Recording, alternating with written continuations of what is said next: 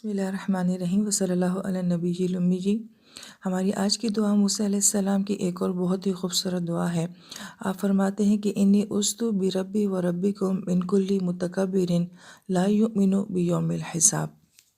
موسیٰ علیہ السلام فرماتے ہیں کہ بے شک میں اپنے اور تمہارے رب کی پناہ میں آتا ہوں ہر ایسے شخص سے جس کو یقین ہی نہیں ہے کہ حساب کا کوئی دن مقرر ہے۔ یہ دعا بہت ہی خوبصورت ہے اور بہت ہی حیران کن قسم کی دعا ہے کہ ایک دعا کے ذریعے انسان جو ہے وہ پورے سسٹم پہ کیسے قابو پا سکتا ہے۔ ہم یہ دیکھتے ہیں کہ موسیٰ علیہ السلام کی زندگی میں ہر معاملہ ہی جو ہے بہت حیران کن قسم کا ہے کہ آپ میں اپنی پیدائش کے بعد ہی ایک باکس میں ڈالے جاتے ہیں اور پھر وہ باکس عین اس جگہ سے گزرتا ہے جہاں پہ آسیہ علیہ السلام اور فرعون کھڑے ہوئے ہوتے ہیں، اور فرعون کی پرسنالٹی ایسے ہے کہ وہ جابر بھی ہے، متکبر بھی ہے، اور اس کو ذی الاوتاد بھی کہا جاتا ہے۔ اور اس کی وجہ کیا ہے کہ ایک تو یہ کہ اس کی آرمی بہت بڑی تھی اور اس کی آرمی ہر وقت ایکٹیو کسی نہ کسی سے لڑائی کرنے میں رہتی تھی، اور جہاں کہیں وہ جاتے تھے تو خیمے لگا لیا کرتے تھے۔ تو وطد جو ہے وکیل کو کہا جاتا ہے، تو اس کا مطلب کہ ایک بہت بڑی آرمی کا جرنیل جس کی آرمی ہمیشہ جو ہے وہ لڑائی میں مصروف رہتی ہے۔ اور دوسری وجہ یہ بیان کی جاتی ہے کہ فرعون جب کسی کو سزا دیا کرتا تھا تو اس شخص کو چیز زمین پہ لٹا دیا کرتا تھا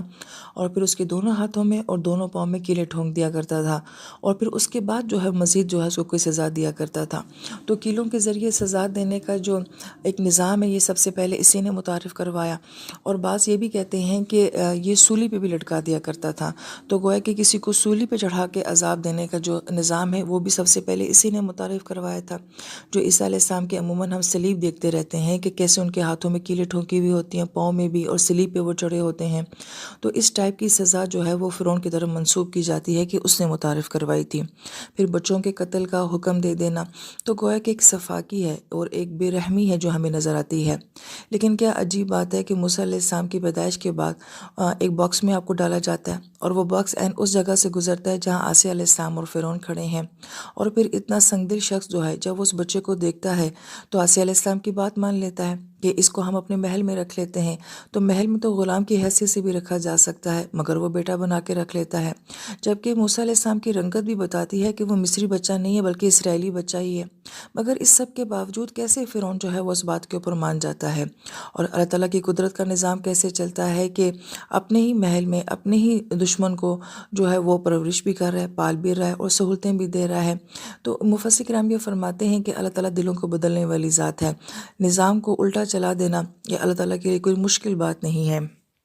پھر اس کے بعد ایک وقت ایسا بھی آتا ہے کہ فرعون جو ہے وہ موسیٰ علیہ السلام کے قتل کا آرڈر جاری کر دیتا ہے، اور پھر یہ بات نہیں ہوتی کہ صرف ایک بندہ آپ کے خلاف ہے، کہ صرف ملک کا وزیر اعظم ہی آپ کے خلاف ہے، سارے جنرل، ساری حکومت، سارا سسٹم، ساری عوام